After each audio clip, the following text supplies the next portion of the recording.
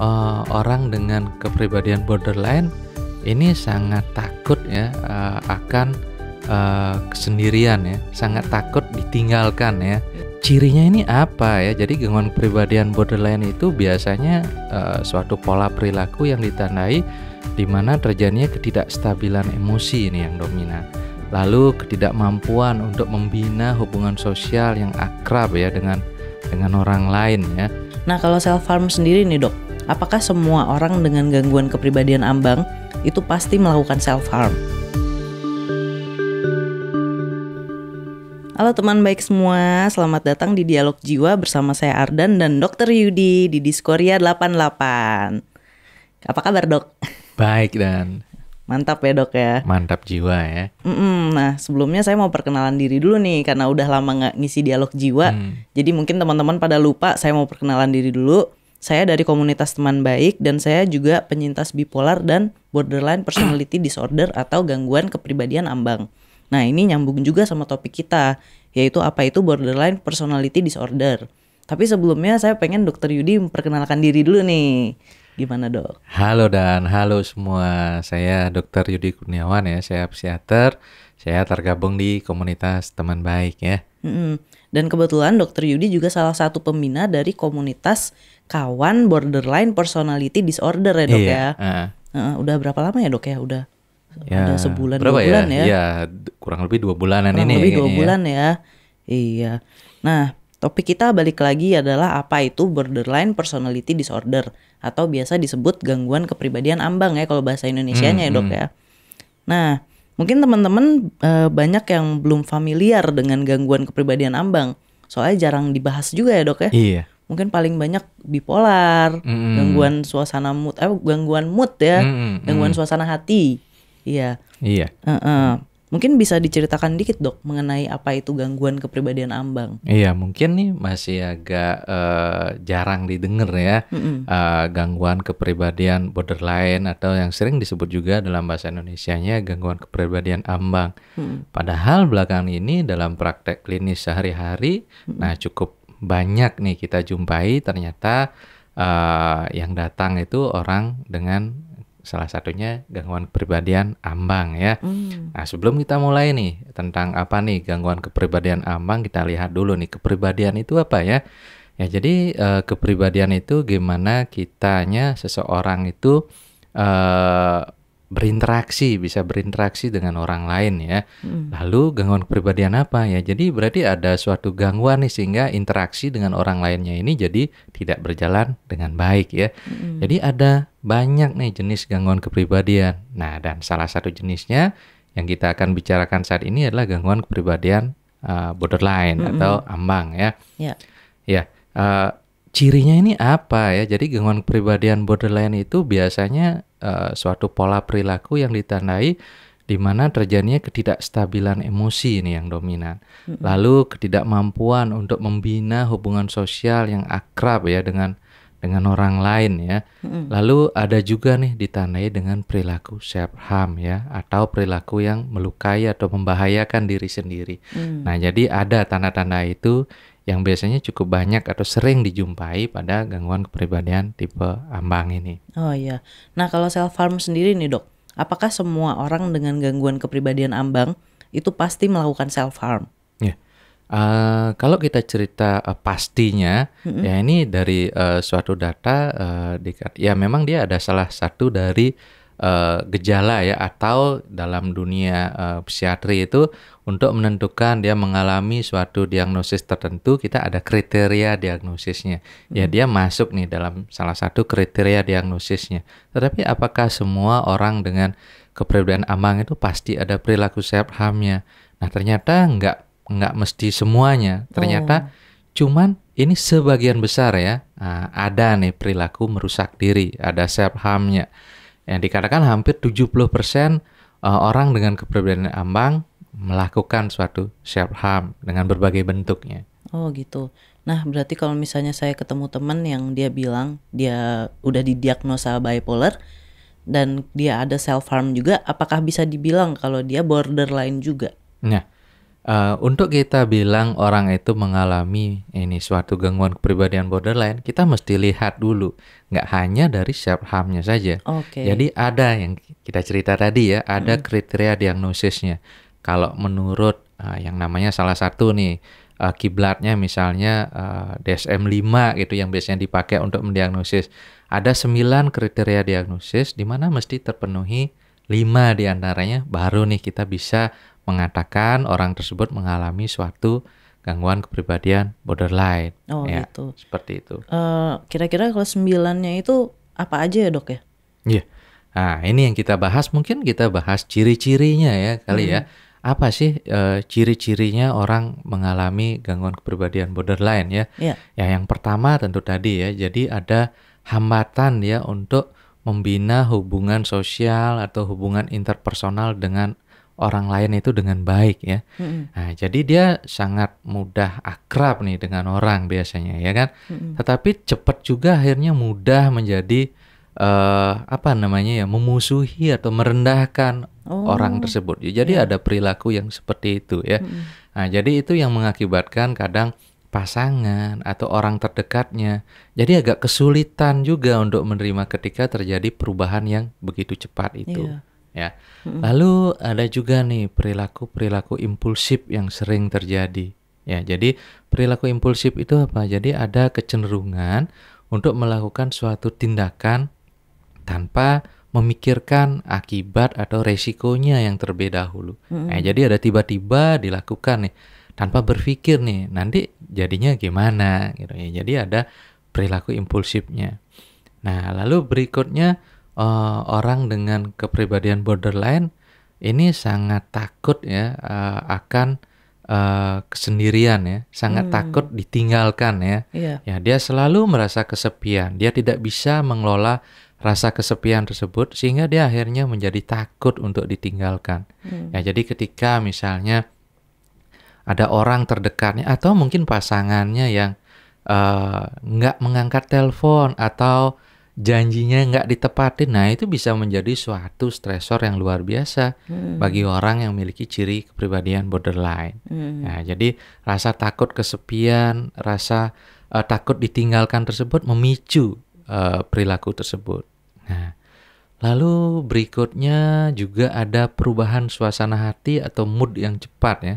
Nah, sering kita bilang nih mood swing ya. Mood swing. Jadi cepat banget nih perubahan moodnya. Kadang dalam jam atau mungkin dalam beberapa menit bisa berubah ya dari misalnya sedih menjadi marah, menjadi bahagia, nah menjadi seneng. Nah, itu sangat cepat sekali perubahan mood itu terjadi. Nah, itu juga merupakan salah satu tandanya untuk kepribadian borderline.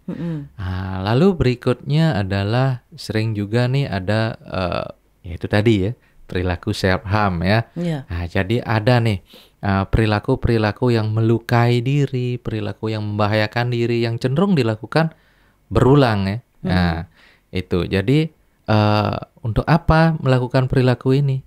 Biasanya mereka melakukan perilaku ini ketika mengalami suatu stres yang luar biasa. Ketika nggak kuat lagi nih dengan stres psikis yang dirasakan sehingga mencoba mencari sesuatu ya, rasa sakit fisik sehingga bisa menimbulkan pengalihan dari stres psikologisnya. Nah, jadi dengan perilaku melukai diri seakan ada perasaan lega ya. Nah, seakan ada perasa nyaman sehingga menjadi itu terjadi pengulangan setiap ada suatu beban yang mungkin tidak dapat terselesaikan. Iya. Nah, lalu banyak juga nih ada berbagai perilaku self harm itu contohnya ya banyak seperti misalnya ya ada mengiris tangan ya, cutting misalnya, atau dengan rokok misalnya ke kulit ya, atau juga membenturkan kepala. Nah, itu juga ada ya. Atau bisa juga dengan mencari sensasi-sensasi rasa sakit fisik yang lain yang bisa menghilangkan rasa beban atau sakit psikologisnya. Nah, itu.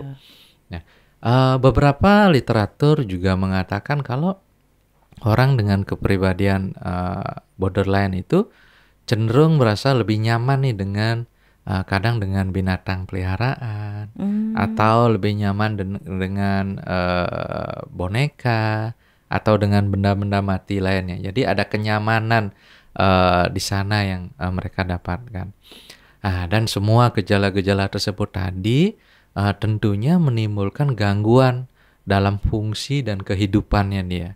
Nah, jadi ini menghambat nih pekerjaannya dia, menghambat sekolahnya dia, menghambat aktivitasnya dia sehari-hari. Nah, ini yang kita sebut orang tersebut mengalami suatu gangguan kepribadian ambang. Seperti itu. Berarti mungkin gak sih dok kalau gangguan kepribadian ambang tuh muncul dari saat kecil banget, misalnya balita atau pas SD misalnya? Iya. Mungkin dari kecil itu kita sudah bisa melihat kemungkinannya ke arah sana itu ada ya. Oh iya. Kalau dari kecil mungkin ada suatu nih cemas perpisahan atau rasa cemas ketika ditinggalkan, yang tidak bisa dikelola dengan baik ya. Atau mungkin dari kecil itu sudah ada perilaku-perilaku impulsif yang menetap. Ya kan kalau biasanya masih di bawah 6 tahun, kadang perilaku impulsif atau temper tantrum itu masih suatu hal yang wajar ya. Tetapi ketika itu menetap menjadi anak-anak yang lebih besar dan remaja, nah itu mungkin nih ada kecenderungan nih nanti menjadi suatu ciri kepribadian yang borderline. Ya mungkin aja kelihatan dari anak-anak menginjak remaja lalu di dewasa muda itu makin nyata. Soalnya saya ingat waktu saya masih kecil, waktu SD ya, itu kalau misalnya orang tua saya pergi, misalnya cuma belanja gitu ya, belanja bulanan, itu kalau misalnya janji pulang jam 8 tapi ternyata jadi jam 9, itu saya khawatir banget. Jadi kayak aduh jangan-jangan kenapa-napa di jalan, terus langsung nangis, langsung yang kayak aduh jangan-jangan saya ditinggal, yang kayak gitu loh dok. Iya, ketika hal-hal yang seperti itu tidak bisa dikelola dan akhirnya menetap ketika usia makin besar, remaja, nah itu bisa menjadi salah satu gejala dari suatu borderline. Dimana kadang pada borderline itu juga ada yang namanya ide-ide curiga ya. Ada ketakutan-ketakutan. Nah, itu juga bisa mengarah ke sana nantinya. Oh gitu. Nah, mungkin nggak dok borderline itu berbarengan dengan gangguan mental lainnya, misalnya kayak bipolar atau anxiety, kecemasan. Ya, kalau kita lihat ya borderline ini berarti terganggunya adalah di kepribadian ya. Kalau kita lihat gangguan mental lo ada sangat luas, banyak ya. Salah satunya borderline. Lalu ini bisa juga terjadi berbarengan nggak dengan gangguan mental lain? Ya sangat mungkin juga ya. Ya sangat mungkin juga orang dengan kepribadian tertentu memiliki nih, nggak hanya borderline, dengan gangguan kepribadian lain juga bisa mengalami suatu gangguan mental lain ya. Nah itu sangat mungkin. Ya misalnya yang sering kita jumpai borderline misalnya ada bipolarnya, ada depresinya, atau ada paniknya. Nah itu juga sering juga kita jumpai, atau juga ada PTSD-nya. Nah itu juga beberapa sangat berkaitan. Iya, saya jadi penasaran, gimana caranya ngebedain borderline sama bipolar? Nah, kan mirip tuh, ada gangguan suasana hati ya. Nah, tapi saya bingung tuh ngebedainnya. Iya, sangat sering juga nih biasanya keluarga atau klien menanyakan hal tersebut. Apa sih dok bedanya borderline sama bipolar ya? Tadi udah kita bahas tuh kan, borderline tuh seperti itu tuh kan. Nah, sekarang apa sih bedanya sama bipolar? Suasana hati, mood swing juga sama-sama ada kan ya? Nah, cuma bedanya pada bipolar itu namanya bi dan ada polarnya. Bi itu 2, polar itu kutub ya. Jadi ada 2 kutub suasana hati yang terjadi ya. Pada orang bipolar suatu saat, di suatu waktu dia bisa mengalami suasana hati yang meningkat. Nah, ini sering kita sebut namanya episode hipomanik atau manik ya. Jadi ada suatu energi yang tinggi ya, rasa senang, banyak ide, kreativitas yang luar biasa. Tapi ketika makin meningkat akhirnya bisa menimbulkan gangguan. Nah, itu semakin di puncak, lalu ada periode-periode yang seperti biasa, seperti normal pada umumnya. Lalu di suatu saat lainnya ada yang kutub berlawanan. Nah, ini bisa terjadi suatu episode depresinya. Suasana hati yang turun ya, mood yang turun. Ya, jadi cepat lelah, putus asa, cenderung nggak semangat, ya kan, hilangnya rasa bahagia, ya kan. Nah, itu yang terjadi. Jadi kalau bipolar, dia biasanya ada polanya seperti itu. Oh, Nah, sedangkan pada borderline, nah perubahan moodnya seperti tadi tuh, sangat cepat ya. nggak bisa ditebak ya. Iya, dalam hitungan menit ya, dalam hitungan jam itu pun bisa. Tetapi kalau eh, bipolar itu dia ada polanya seperti itu. Ya. Nah, kalau bergabung jadinya apa, Dok? Moodnya Wah, gimana? ini dia ya. Susah pasti Kalau ngediagnosanya. bergabung ini, nah kita bayangin aja udah Iya, bayangin aja udah pusing. ini kan kalau kita hanya lihat di moodnya ya, belum kita lihat di gejala-gejala lainnya ya. Oh Ada rasa iya. takut ditinggalkan ya kan, Oh, oke. ada kesulitan berinteraksi ya, citra diri yang terganggu. Nah, bisa kita bayangkan kalau misalnya sedang dalam fase tertentu dari bipolarnya, ditambah lagi dengan ciri kepribadian atau gangguan kepribadian borderline. Nah, itu pasti luar biasa sekali itu. Luar biasa di orang yang mengalaminya dan tentu luar biasa di caregivernya yang mesti mensupport untuk pulih kembali. Iya, benar, Dok. Nah, faktor risikonya, Dok, yang terakhir nih. Oke. Iya. Apa sih yang buat ya? Apa nih faktor risikonya ketika orang bisa mengalami borderline? Ada orang yang enggak gitu ya. Iya. Ya, kalau kita lihat ya pasti multifaktor ya, seperti gangguan-gangguan mental lain, penyebabnya nggak bisa nih hanya satu faktor disimpulkan, tetapi multifaktor. Ya, kalau kita lihat dari faktor biologi ya, ya ada nih kerentanan. Setiap orang memiliki kerentanan mengalami sesuatu ya. Pada orang dengan borderline, faktor genetik itu juga ada ya. Nah, secara genetik misalnya di orang tua yang mengalami problem yang sama, yaitu juga kadang bisa diturunkan. Lalu bagaimana secara biologi lain, misalnya perubahan zat-zat kimia di otak. Nah, itu juga pada orang dengan borderline itu ditemukan serotoninnya itu cenderung rendah. Ya, serotonin ini zat-zat kecil yang di otak ya. Ya, ini ketika dia rendah, kita kehilangan keinginan ya. Tidak ada keinginan untuk melakukan sesuatu, cenderung mudah putus asa. Nah, hal-hal itu yang terjadi ya. Jadi secara biologi ada seperti itu. Lalu berikutnya ada nih kelainan beberapa struktur di otak yang terjadi pada orang dengan orang dengan borderline. Nah, nggak hanya itu kan. Nah, tetapi ada juga nih faktor psikososial juga. Ya, gimana nih perjalanan kehidupannya dia dari anak-anak sampai mengalami borderline. Nah, itu juga ada pengaruhnya. Nah, seperti kita cerita tadi ya. Jadi misalnya orang dengan riwayat cemas perpisahan, ya kan, yang tidak bisa dikelola dengan baik, atau orang yang tidak punya kelekatan dengan ibunya ya, terkait dengan pengasuhan. Lalu berikutnya ada mungkin bully ya. Nah, itu ya, ada bully atau trauma psikologis yang betul-betul sangat membekas. Nah, itu juga bisa sebagai faktor-faktor yang mendukung terjadinya suatu borderline. Lalu berikutnya adalah stresor kehidupan. Nah, itu yang akan menampakkan bagaimana sih dia menghadapi stresor kehidupan tersebut.